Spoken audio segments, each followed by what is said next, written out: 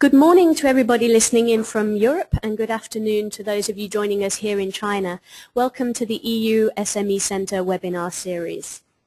My name is Anne-Laure Maddy and I'm the Communications Manager at the EU SME Centre. And today you have joined us with the first part of our HR speaker series. And today we will be looking more specifically at how to structure a performance management system, in particular looking at top tips and best practices for SMEs in the market here in China. And our speaker today is Cindy. Hello, Cindy. Hi, Anne-Laure. It's great to be here, and welcome to all of those who are calling in from Europe and throughout China. Thank you. So I will introduce Cindy in a little while. Just before we get started, a quick recap to those of you who are joining us again, or to newcomers. You can engage with us during today's webinar, which will be lasting for an hour, through your control panels. So in the top right of your computer screen you have the control panel where you can post questions. So I encourage everybody to post any questions, and we'll deal with those as we go through today's webinar. But we also have a Q&A session towards the end of today's broadcast. If we don't get round to answering your question due to time constraints today, then please feel free to go to our website and register if you've not already done so at www.eusmecentre.org.cn, and there you can post your inquiry directly to our experts. So another quick recap as to the EU SME Centre. We are based here in Beijing, and we are a business centre that is fully funded by the European Union, and we are set up to provide business-oriented support to small and medium-sized companies in the market that are looking to establish their business and to maintain commercial activities in China. We offer information and advice and a whole host of practical business support services. So in-house we have 4 key areas of expertise that will be coming up on your screens very shortly.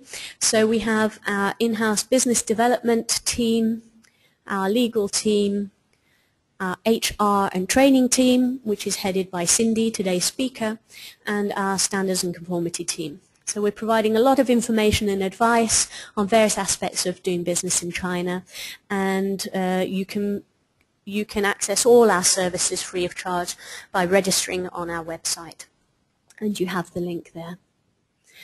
So to today's first part of the HR speaker series, where we're concentrating on performance management systems. We will be looking in the next few weeks at other areas relating to HR, so including how to develop a global leadership team. That will be dealt with on the 11th of June. On the 17th of June, we will look at online education for SMEs in China. And then the final 4th part in the series will be on the 24th of June, and that will look at coaching, so coaching for leadership in China. But today, to the performance management system. So as I mentioned, our speaker, Cindy, she is currently in charge of the HR and training, so HR resource management and training department of the EU SME Centre, and she has over 10 years experience in leadership roles, including Frito-Lay and PepsiCo. And Cindy has a lot of experience advising MNCs, but also SMEs in their HR, with all their HR issues, including looking at performance management.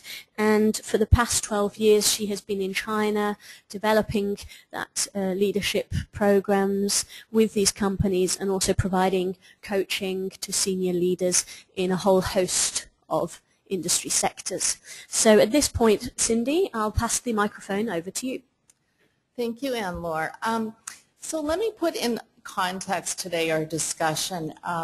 So we're going to be looking at a performance management system, and it's really how to set up your performance review process in the context of China, and also in particular if you're an SME.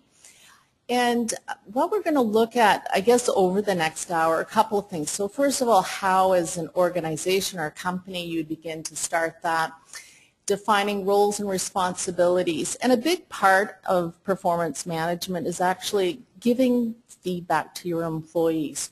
So how you can develop a system around that. Often a very big discussion point, in particular for small businesses, is how do we structure salaries and compensation in a highly competitive market.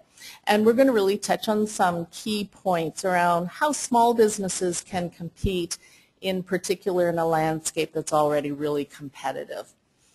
What I want to do is give you a bit of background. So in your introduction, you'd made reference to working with Frito-Lay, PepsiCo. And one of the challenges, and I'd worked on a number of performance management systems for really large organizations. So when I was first involved in a small business, the question I asked myself is, how many of the best practices can you actually take from a large multinational and apply it to an SME? So I've worked with 4 different SMEs in China, and 2 of them, in fact, were European. And to give you a context of company size, one was as small as 13, and the other was larger at about 145. And so it's really interesting what the number of best practices that we were able to use. So the intent today is really just to share how we were able to do that. Some of the organizations implemented 7 years ago, and they're still using it, and it's going well and strong. So this is the context in which I'm going to be drawing from today as we have this conversation. Okay, thanks for that, Cindy. I think this is now a very good time for us to launch the first poll in today's webinar, and really to look at what are the greatest challenges that you yourselves, the listeners, are facing regarding your own company's performance review process. So what are the key challenges that you face? You maybe don't even have a review process in place.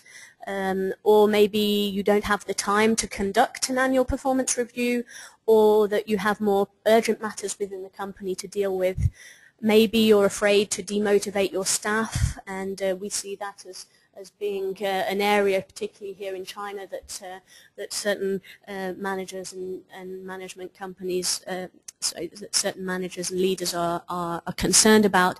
Or finally, you're not really sure about the best way to give feedback. So I give you a couple more seconds to cast your vote in this poll. Yeah, it's interesting when we were formulating those questions. I mean, the 4 of them really, or 5 of them really touch on a lot of the reasons why companies, and you know what? What's interesting, it's even large organizations don't have performance management system. And you know what? At the end of the day, it's about driving business results and trying to get your business going. So it's easy for that to move into the back burner. Right, so we can see the results here of the poll, and that most respondents today don't have a current performance review in place, and then after that, then at 20% each, then our SMEs and listeners today are not really finding the time within their day-to-day work to conduct performance reviews, or that there are other more urgent matters. So let's build on the feedback that the respondents are giving. So we're hearing we don't have one in place, finding the time, and there are more important business matters in place. So let's look at the starting point then. How do you develop a performance management process? So one of the things in particular that I found in small organizations is really by starting with a task force, involving your staff, because it's amazing the insight and understanding that employees will have about what they would like to see in terms of performance review system. So depending on the size of your organization, include a variety of departments. And don't only just have managers, you can have frontline employees. So try and get a really good representation. To give you an example, in reference of the small company, the company that was around the size of 13, we in general would have 7 people on the task force, or focus group if you prefer to call it that. And some of the team members would move in and out. So as we would have meetings around what is the ideal performance management system, it gave many people within the organization, in particular a really small organization, to give input. So from a starting point, the first thing you would look at is, well, do we have anything in place? And if you don't have, for those of you that have responded, well, we don't have anything in place, so how would we start? Then probably the best place to look at is, what have you used in the past? So maybe employees have worked in other organizations, maybe obviously the business leaders have been involved in other businesses. So taking a look at what's worked and what hasn't. And really it's about, how do you give feedback? How do you begin to develop a mechanism for defining targets, on how people are going to be measured, on giving feedback in terms of performance.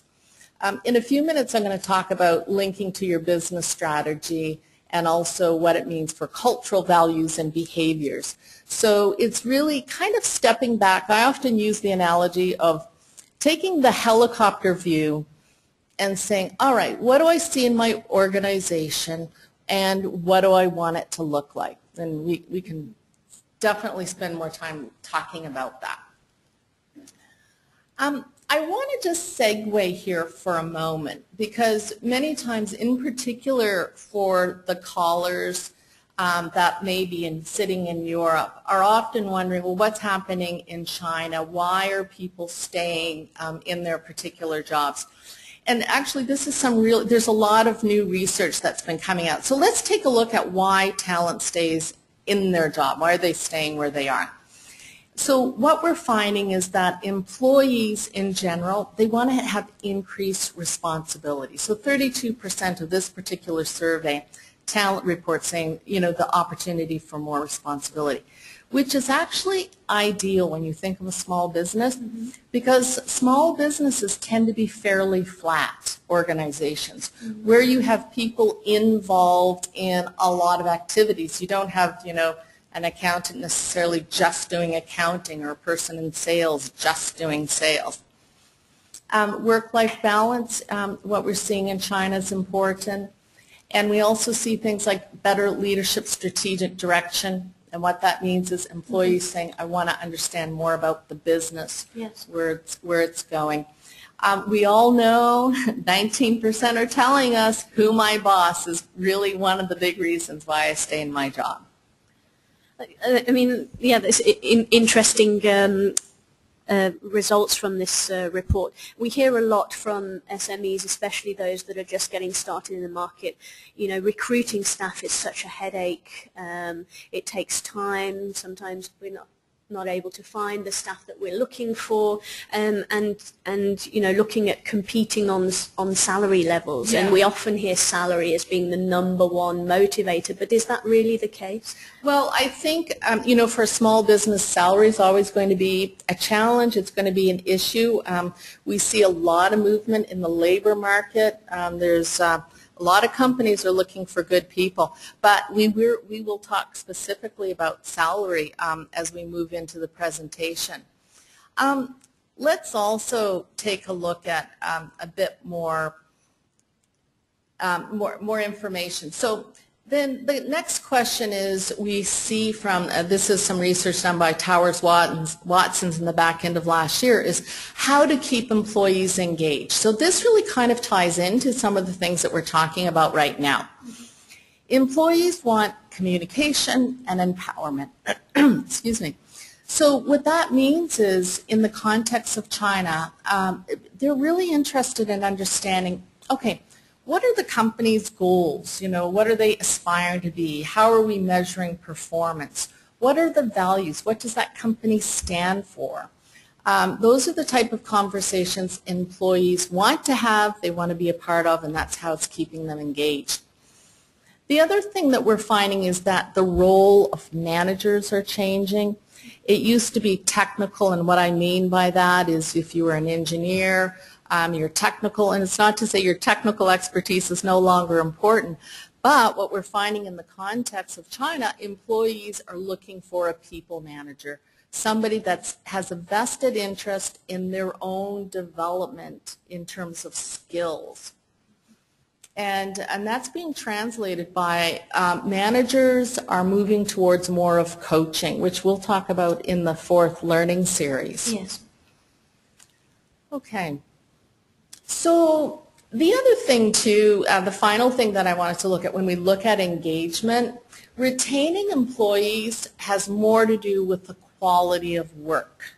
Okay? So what we're seeing is employees, when they go to work, they want to feel engaged. Their opinions and ideas and contribution is important, so they want to be valued.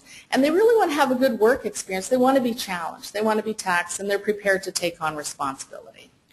So the performance management process is actually a key part of this in engaging your staff and your teams to keep them aware of how their performance is going and their contributions to the team. Yeah, absolutely. And I think that's really why, you know, when I frame it up and talked about getting your employees involved in developing a performance management system. So how would an SME get started, Cindy, with this process? Okay. Given the fact that we've looked at we've looked at putting together a task force within the team. What's the next step? Okay, so the next step is, from an organization standpoint, what you're looking at is how you're going to define roles and responsibilities. So in essence, almost what is a person's job description, what will be their responsibilities. But, you know, let's take a look at that, you know, in the context of any organizations. And in this conversation, we're talking about SMEs.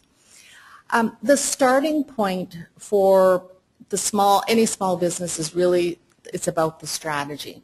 So what is your organization going to look like in 2 to 3 years' time? In particular, as your business is growing and developing and you know, establishing their presence here in China. So, and the reason why this context is important is because what we're looking at is, when you are looking for employees, the question becomes, to what extent are broader roles required? So, for example, let's use the case of an accountant, somebody you need somebody in accounting. Initially, you may be thinking, well, I'm going to hire an accounting clerk. But perhaps in 3 years, and as your business is growing, you would probably need an accounting manager. So the question becomes, do you make that investment in terms of the experience and expectation around that employee because of where your business is growing, as an example? So that kind of ties into, as you look out into sort of the future with your business, how would you describe the skills, the experience, and competencies that you say are a must, that are really important for you to build the business? The other thing, too, is what your brand is known for. And what I mean by that, let's say if you're a small consulting business or you're in the service industry and you want to be known for customer excellence, you're going to be hiring employees or defining roles that really kind of emphasize that. Core values, and it was interesting because the 4 sort of companies that I worked with where we developed the performance management system, core values became a really big conversation that was important for employees. So many times what we find in small businesses, the sense of collaboration and teamwork is really important. When, you know, there's shared responsibilities, business development people are taking on administrative role. So sitting back and saying, how do I define the core values of my business is always an important part. So I guess having said that, what we're looking at is really just 2 or 3 years out. And you know, I kind of re-emphasize that, or I say that again, because it's really taking a picture of the organization in the future time and what it will look like. And then from that, it will, you will be able to then decide, okay, the roles that I'm recruiting for today, are they the right roles in the future? And then also you're taking a look at some of the skill set requirements. Okay, So what I want to do then is we've kind of talked about, all right, so sort of where the business is going. So how do you sort of make that into, okay, now what do I do with that? How do I work with that today? So basically when you are looking at roles and responsibilities, there's 4 key areas that you're looking at. You're looking at knowledge, experience, attributes, and competencies. So for example, the knowledge. In this case, you may say, well, I need people that have Mandarin and English speaking competencies. Mm-hmm. Maybe you're the type of business that requires a high level of English writing skills. If you're in an industry, maybe some of the knowledge you're looking for is like legal and accounting, for example. What people can do is really looking at the experience, so whether it's sales, finance, where somebody had maybe perhaps government relations or exposure in their previous jobs. When we look at personal attributes, that's really who people are. So what I mean by that is, are they, do they come to work with a teamwork attitude? Many times small companies are saying, you know what, I need someone who's really entrepreneurial, that they understand what it's like to be part of a small business that's trying to grow, in a competitive marketplace. And many times things like self-starter. So, and then competencies are things like problem solving, client relations. I mean, driving results was simply meaning how I meet my sales targets or whatever targets you've set up within your organization. So how does an SME go about putting together a job description? Because a job description, especially here in China, is very important and should be a focal point of the labor contract, the employee contract. Yeah, absolutely. So in the context for those who are tuning in today from Europe that may not be familiar with some of the legal requirements, a job description, you're right, forms part of the contract in China.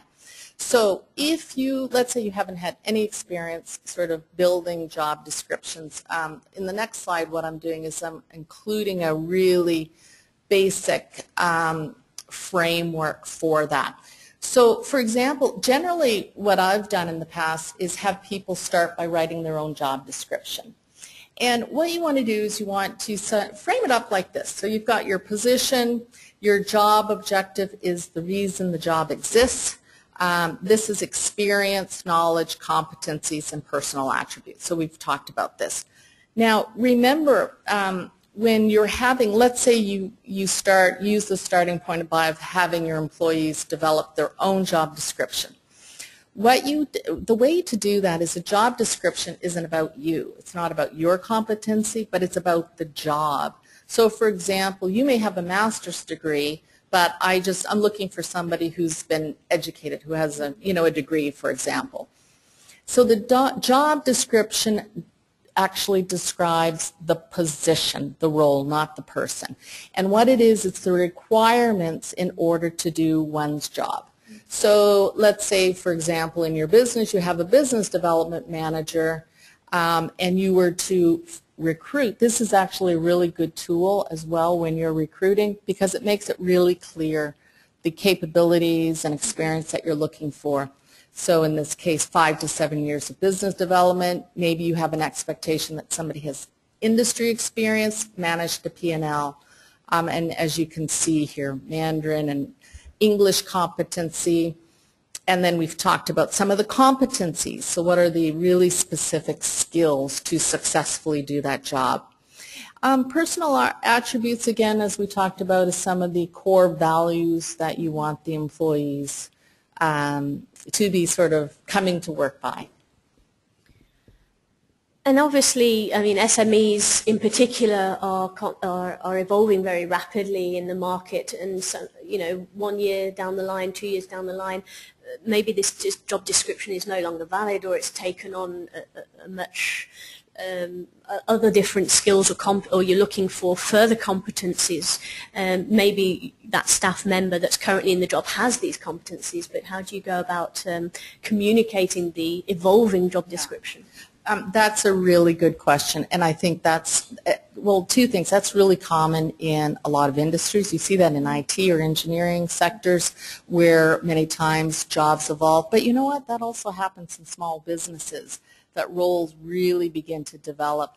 So probably what I would recommend and what I've seen as a good practice is that you just revisit it, your job description, have your team members and sit down with them and look at it every 6 months or a year. And it's once they're developed, it's a really easy task, very easy. Yeah, so it won't take up too much time. No, because then everybody's familiar with the language and they're familiar with how to sort of build a job description. In fact, what you'll find is that people actually really enjoy it. They really, it's important to them because it defines who they are and the contribution they're making.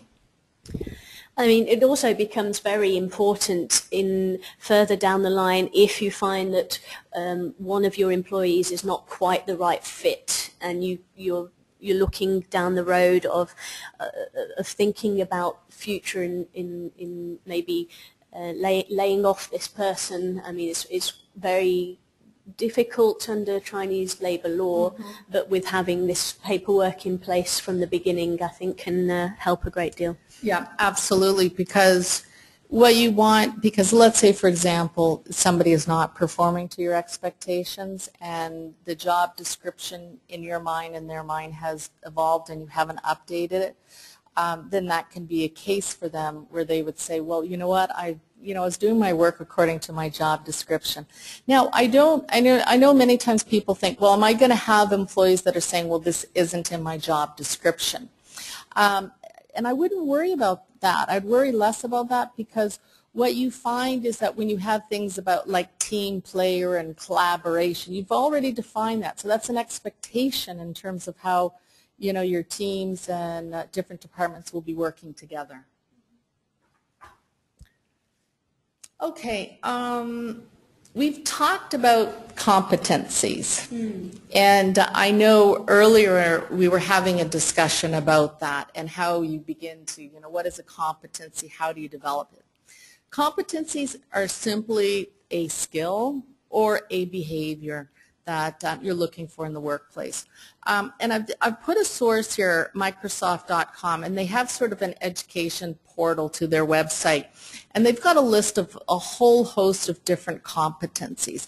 But let me kind of share with you some of the things that we did with the different organizations in defining competencies. I'm using customer service as customer focus or customer service or customer excellence, however you want to define it. With each of the organizations, what we did is we came up with the competencies. The organization said, these are the competencies we expect in roles, and in some case they picked 3 or 4 and said, these are the competencies that we expect within our organization. A common one is like team player or collaboration, because maybe not everybody has well, actually many companies have internal and external customers, like your IT would have an internal customer. So when you're defining them, there's 2 courses of action. You can either sort of research and find out some good definitions through references like the Microsoft one, or your team can come up and how to define them. And so the question becomes is, what does customer focus look like for your organization? And how do you make it an objective statement? So for example, to say, well, you're not very customer focused, what does that mean?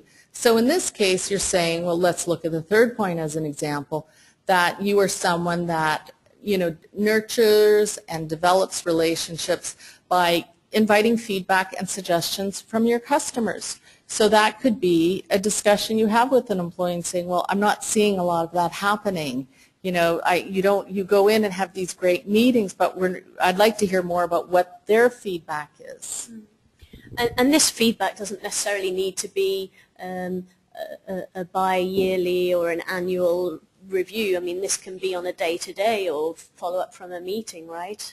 Oh, you mean in terms of giving feedback to your employees? Yeah, absolutely. And we'll touch on that in a few minutes about how to have feedback as part of your sort of normal process of work. In particular, many of them had said finding the time. Okay, so what the roles and responsibilities or job description, it enables you then to start to establish some very clear goals and targets for your employees. And also, once you've defined these competencies, for example, and you've defined through the job description, it becomes a much more objective means for discussing an employee's performance. And that's important because employees, you know, they want to know what the expectations are around the job, and they want to be measured fairly. So let's take a few minutes actually and talk about performance feedback. Okay. But you look like you had a question. Well, I'll let you get started in the feedback section, okay. and I think I'll leave my question for a couple more slides. Okay, yeah. All right. So providing performance feedback. And it's interesting, in all of the research and conversations that we've had with employees over the years, generally people want feedback. But what they do want is they want constructive and helpful feedback that they can learn from. So in providing feedback, think about being really well prepared. Think about how you as the manager and leader are going to be structuring that discussion. Make sure you've got private time so you're not leading into another meeting. There are no interruptions. Turn your phone off, close your door, and try and have a good conversation. Being objective. So what that means is having really good facts. So if somebody isn't delivering on their sales results, you want to be thinking about, are they clear on what the objectives are, and are they clear on how to achieve those results? And providing balanced feedback. And what I mean by that is many times, as managers, we start out, you're doing a great job, but, and balanced feedback is, if you look at most people, there's some things they do really well. So it's by giving them feedback in the areas that they're doing really well, and just say, and a couple of areas I'd like you to focus on, I'd like to spend some time today, is talking about A, B, and C. And I've put here collaboratively working through a solution. The best way to get buy-in is by the employee coming up with ideas on how to do something better. And putting this into the China context, I mean, traditionally in China, especially in Chinese, let's say, state-run companies, then there are feedback processes. It tends to be a lot of self-appraisal here. Is that still the case? I mean, do you see that developing? Yeah, do you know what? I think there's definitely an appetite that's changing. We're seeing that, companies are, it's really becoming much of a dialogue. You're seeing more companies are building into feedback as a process, and maybe they don't have a formal performance review system, but they're incorporating feedback. In particular, when you think about if you're working on large projects and you have large teams, there's just a number of different areas where feedback is a regular part of getting things done. So I think you are definitely, I mean, in the 12 years that I've been here, you're seeing a real change around people's readiness and willingness for feedback. So, okay, so some of you are thinking, okay, I don't have a performance feedback form. How do I develop? It's really simple. You have an employee name, strengths, development areas, and action plan. So you kind of move ahead a little bit and say, okay, you're at the point now where you're implementing annual performance reviews. So what I would do is generally, and if you look at sort of best practices for organizations, what they're doing is feedback starts with the employee, where the employee, as you talked about, does a self-assessment, and what you want them to do is talk about what they're doing well and why. So that's both in strengths and development areas, and coming to the meeting with an action plan. So before you get together, that they have actually prepared this and completed this. And in your mind, you've done the same work and process. So what happens is when you start a performance or an employee feedback discussion around an annual performance review, you'll find people are very engaged because it's something they've created and they've written. And so they're going to come, especially if you talk about the what and why, they're going to give you really concrete examples. If you have found, I had the example once where an employee didn't really put their heart and soul into completing a performance, their own self-assessment, and I said, no problem. I said, why don't you go back, revisit that, come up with a few really good examples, and then we'll meet again next week. And that really changed, their work and around preparing that.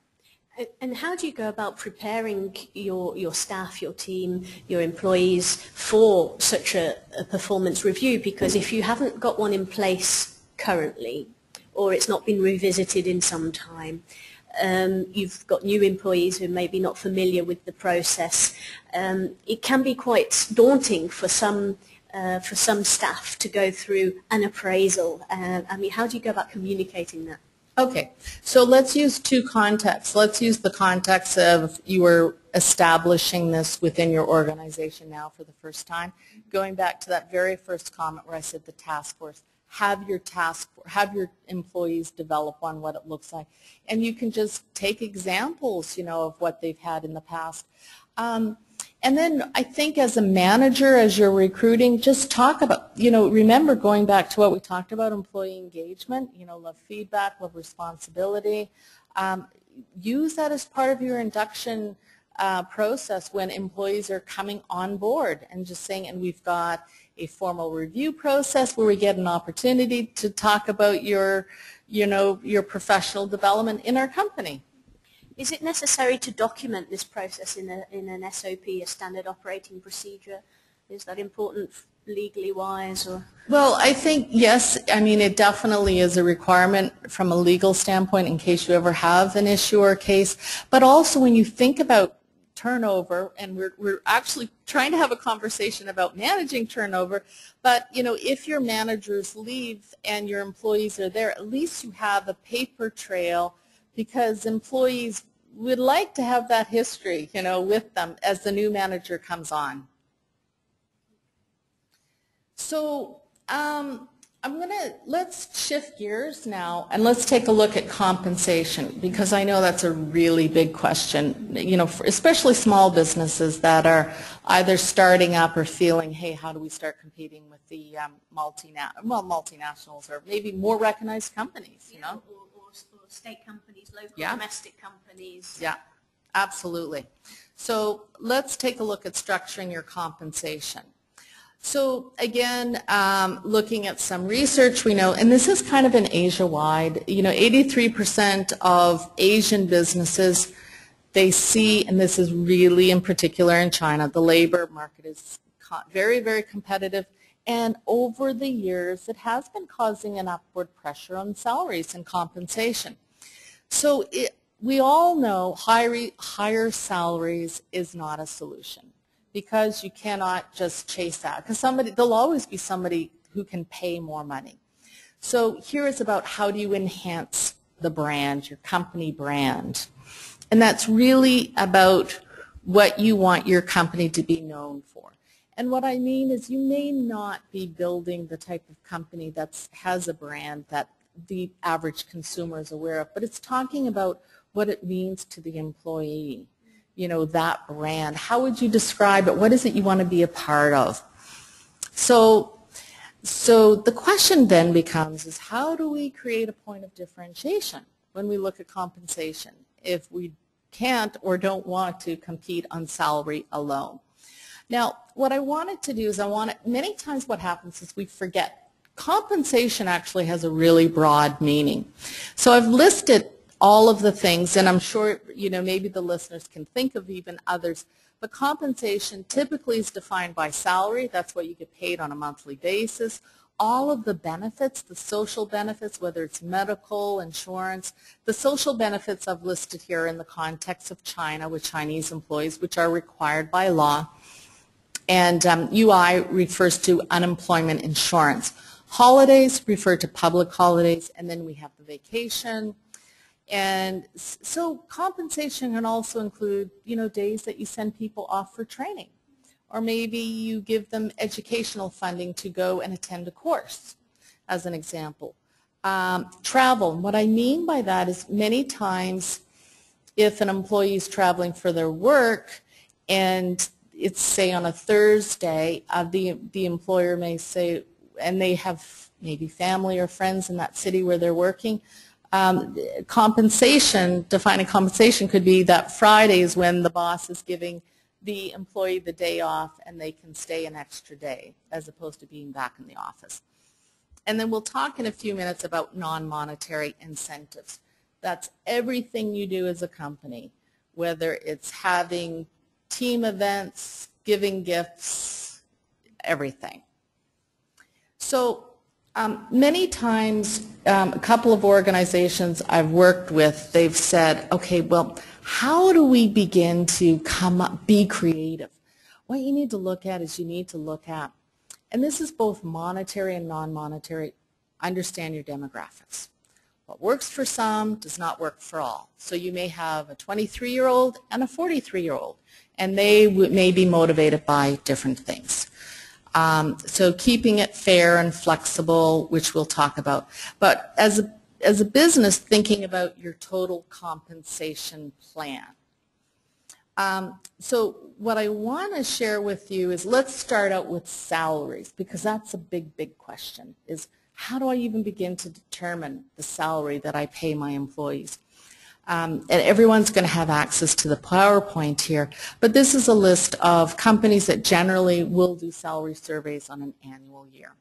And these are available to download from the internet? Absolutely, yeah. So if you Google any one of these, you'll be able to find all of their compensation.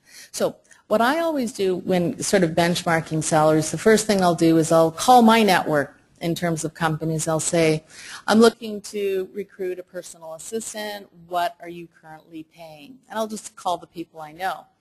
If you want to formalize that, let's go back to the accounting manager that we talked about. So I always say that the salary surveys is a good benchmark. It's a good starting point. So what I did is I took 4 of them, and here's what we've got. We've got anywhere from $200,000 to $700,000. So some of you are probably gasping, going, I cannot afford $700,000. So let's look at what we have in terms of information. So we know that for Kelly Services, Tier 1 city, 7 to 10 years.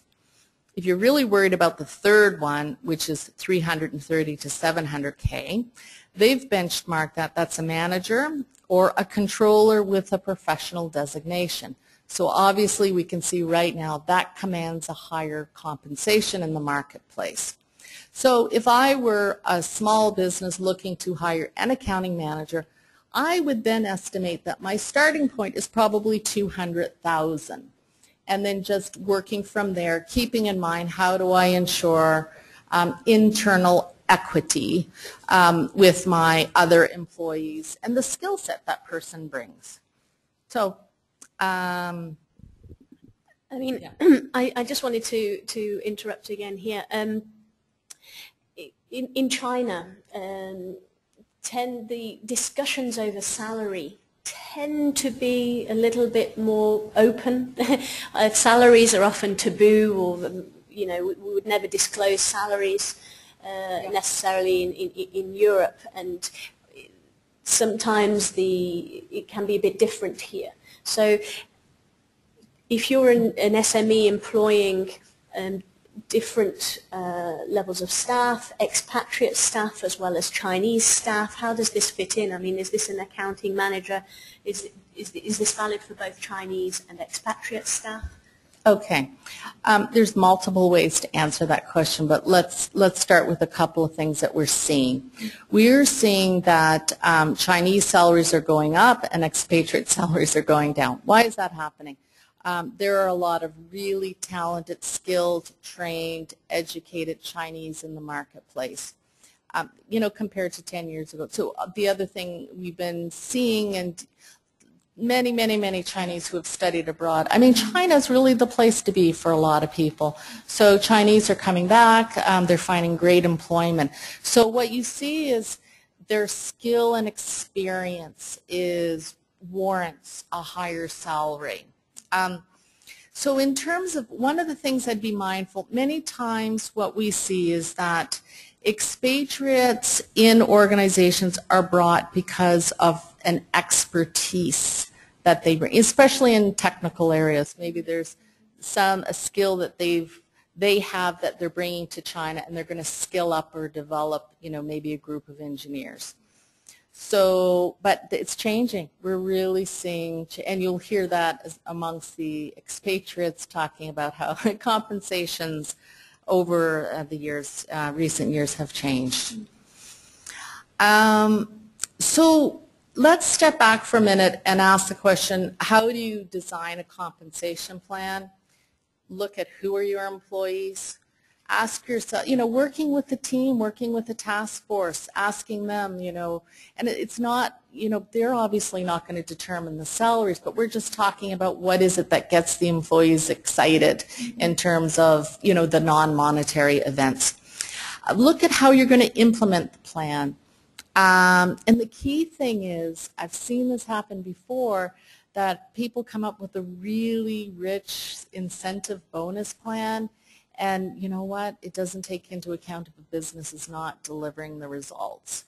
So be careful and be mindful of that. And it should be really tied to targets.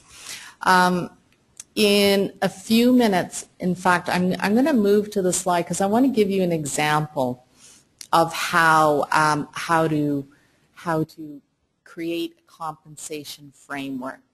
This is general, but it'll give you a sense. So let's start. So we have a salary. You want to determine what the dollar amount is. Because you've done your competitive analysis, you've talked to your network, you've done some benchmarking. So how do we get creative? The question becomes, how do we get creative with not monetary or non-monetary? Okay, so in this case, let's say you follow the standard legislative requirements for vacation. So that's approximately 5 days. Public holidays are 11 and a half if you include Women's Day, when you get a half day off. So here's an example how a company, and I'm thinking very specifically of a very small company that has done an excellent job in retaining staff. And here's how they were creative. So what they did is public holidays, as many of you know, and especially those sitting in China have experienced this, leading into a public holiday, oftentimes the government requires you to work on Saturday and Sunday. So you can get the next Thursday, Friday, and the weekend off, sort of thing. So take a look at your business and ask yourself, is it really required for my staff to be here on that Saturday and Sunday? Can you afford as a business? If it doesn't impact your business, what an amazing way to incent your staff. What that means is we all know public holidays are so important to Chinese because generally they're going back and spending time with their family. And I've known employees that from a market value standpoint could increase their salaries substantially, but what the employer did was kept in mind that, hey, you're not needed here on a Saturday and Sunday leading into a public holiday. They took the days off. Became creative by offering flex time. So if you have an accountant that's working on the month's end, just say, listen, I know you need 8 hours of high concentration work from home. Generally what happens is you see that people are, they still work, they stay at work, but you know what, it's incredibly empowering. And those are the things that really make a difference. And I know I can give you countless examples of where people from a marketability standpoint could be making substantially more. But the company was mindful of little things. And I've used the example of team events, and having the teams planning them. And team events are very important in China as well. Again, traditionally there are at least 2 periods of the year, in spring and then in autumn, where typically the company will go off on an outing, and scheduling that outing and also liaising with the team on what kind of outing they want to go on, I think is very important. Yeah, and you know what, in the context of China, many employees think of work and their colleagues as an extended family. So it really helps foster that. So just a couple of things. I can see we've got some questions coming in.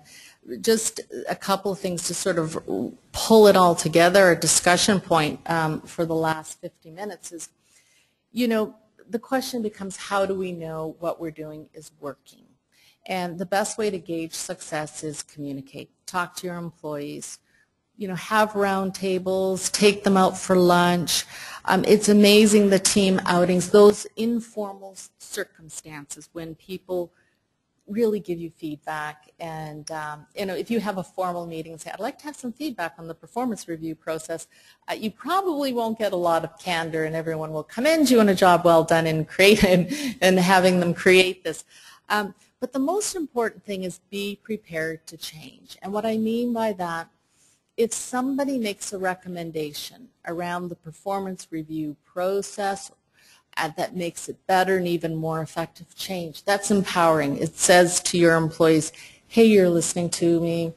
What I say is valued, and I'm a valued contributor. So I want to kind of put it in a nutshell as we come to a close, because you know, we've had a lot of discussion here. And if you were to say, all right, what are the 7 steps?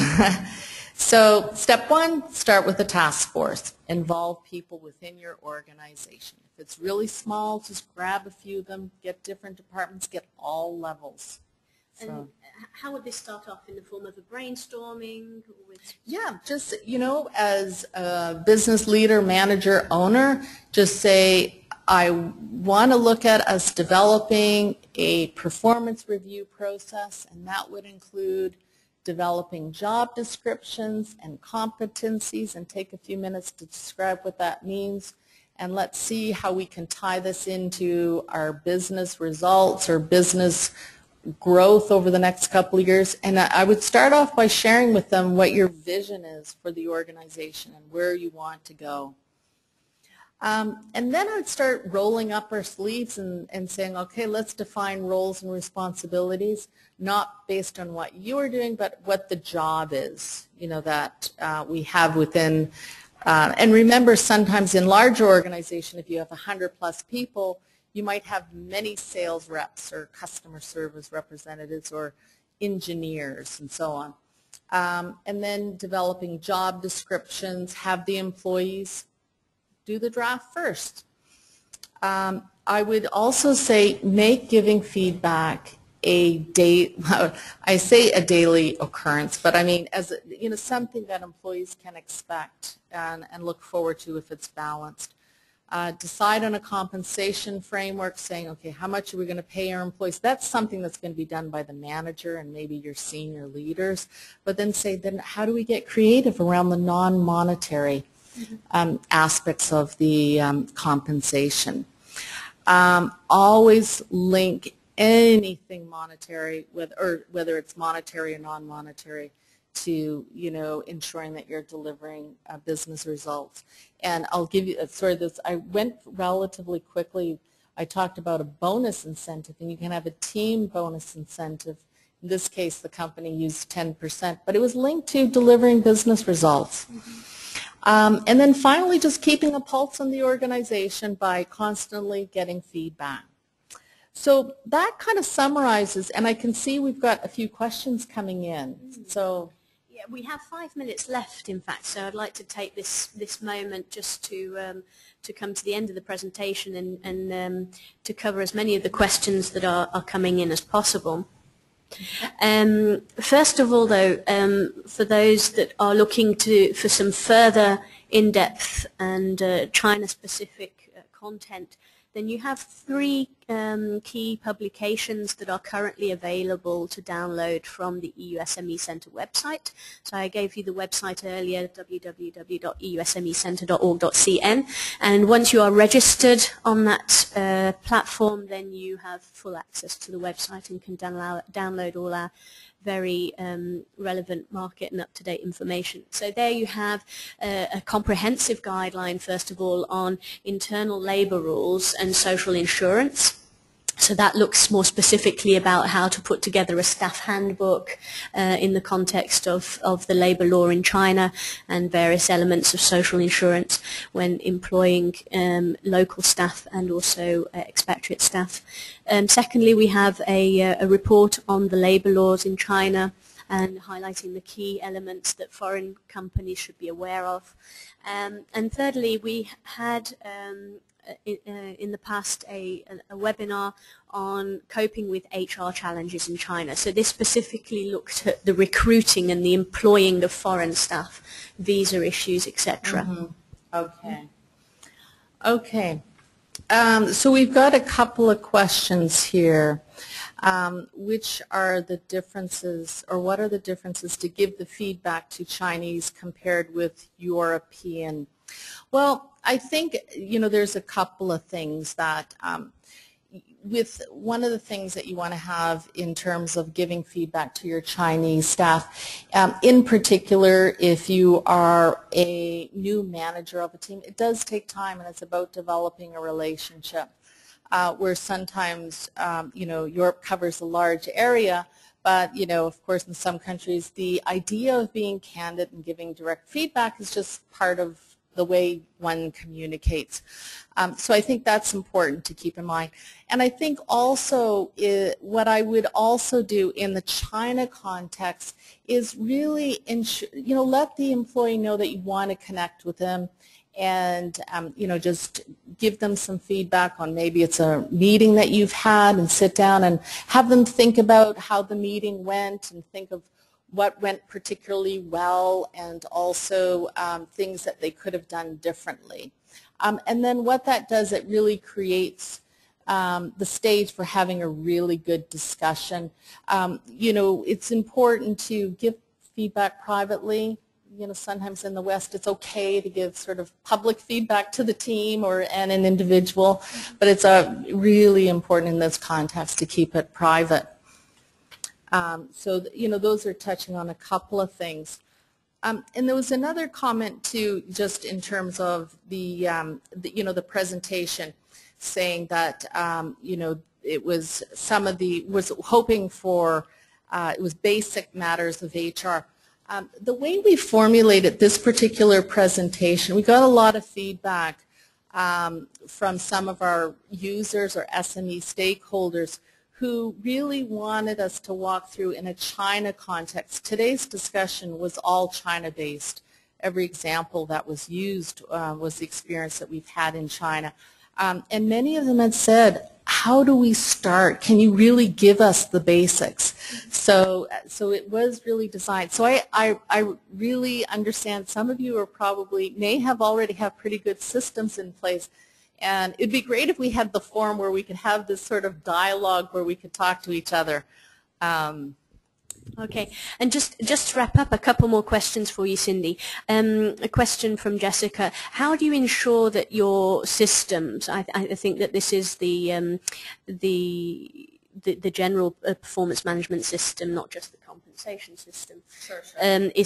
Is fair. So how do you ensure that it's equitable, that it's fair, both within your organisation and in relation to other office locations? And that links into a second question, which is if you're operating in different offices across China, or maybe within different markets across Europe and China, then do you employ the same compensation plan and system across all the offices? Yeah. Those are excellent questions. I think it's really important. We talked about the transparency, how employees like to talk about their compensation quite openly, which may not be the case depending on where you're coming from. A couple of things is, as a manager, as a leader, you have to be able to speak to in general terms, so let's say, for example, you have an office in Beijing and Shanghai versus Chengzhou, or maybe even a smaller centered city, and you are giving higher salaries for those jobs. And if it's about attraction and retention, as long as you are comfortable speaking to it, it's about, many times the marketplace, because the cost of living is many times higher, and that will drive salaries and compensation. So if that question was geared around fairness, I think it's important as business leaders and owners to be able to talk about the systems you have in place and why they are in place. And sorry, what was the second part? So the second question, yes, I mean, I think you've covered it already. How to, do you employ the same compensation plan and the same performance review system across all the offices? In terms of compensation, you just said it may depend on different factors, including cost of living. For the performance review system, is that important to keep that the same? That's something, the performance management or review system, definitely keep that in place, and that there's no reason why it can't be consistent. The compensation plan really, I mean, you can keep the non-monetary the same. The compensation plan, it's really about being sort of competitive within your given market. I mean, I've had very specific examples where an employee may say, gee, someone in, this city is doing exactly the same job and they're being paid more. But, in reality, they'd never moved to the city, that particular city, because they know it's much more expensive to live there, to find housing. Maybe the quality, we talk about the Beijing air. Mm-hmm. So as long as you can speak to why perhaps maybe a same job doesn't have the same salary, remember compensation is the compensation is looking at your market. I think just to finish off then with the last question, I combine a couple of questions, both from Dorma and Gert. There seem to be a lot of listeners out there today asking for us to come up with the differences between Chinese staff and Western staff. From that broad kind of context through to, how do you then give feedback to a Chinese employee compared to feedback to a European employee? Do you have to change? What do you have to keep in mind? Those are really good questions, and I'm going to put in the context of the Chinese staff that I've had reporting into me. I mean, obviously, the feedback that I have given, in all cases, had foreign staff, both European and North American and Chinese staff. There's a sense of directness that you can, and again, it's difficult to generalize exactly, but for example, in some cases it's very easy to be direct. What I would say, that's not the case in China, but does that mean that you don't give feedback? You have to be very mindful of the feedback that you're giving, and you want to be, again, I want to go back to spending time privately with an employee, really spending the time and having a conversation with them about, the areas of their performance. And I think it's important to have balanced feedback of what's really working well, but also coach them through about what they can be doing differently. You'll find that in general, the experience I've had is that many times those conversations do take a bit longer, and having formal performance reviews, sometimes they move well into an hour and a half, and that's okay because I think it's important for them. So I know that we're running out of time, and I don't like to generalize, and I feel like I've kind of jammed that question very quickly, but I can see we are almost out of time. That's okay. What I would say to everybody that's posting questions, if we haven't managed to answer your question completely, or if you have follow-up questions following this webinar, please go to our website. You've got the link at the bottom of your screens, and if you're not already registered, please register. If not, log in with your current login details, and through the Ask the Expert channel there, you'll be able to post your questions to our HR and training team. So I would just like to leave you today, first of all, to thank Cindy very much for a very interactive and engaging session, and I think we've learned a lot in terms of the practicalities of putting together a performance review process, so thank you for that, Cindy. Thank you, Anne-Laure. And I just wanted to remind everybody listening today that this is just part one of our HR speaker series, so we will be going into more depth and developing further HR issues within the SME and China context. So the next webinar, part 2 of our series, will be on the 11th of June, and that will look at developing a global leadership team. Part 3 will be on the 17th of June, and we'll look at online education for SMEs in China, European SMEs in China. And Part 4 on the 24th of June will look at coaching to develop a high-impact leadership in China. And if you want further information on these series, please visit our website and look at our online events calendar. So just before I leave you today, I remind you that when you log out of today's session, then there will be a very brief survey, and I welcome you all to complete that because your feedback is very valuable to us. And you can connect with us on the 4 social media platforms, LinkedIn, Facebook, Twitter, and YouTube, to find out what's going on within the USME Centre, what events we've got upcoming, and also to view our past webinar recordings. Thank you all for listening today, and we look forward to seeing you again in part 2 of our HR speaker series. Thank you. Goodbye.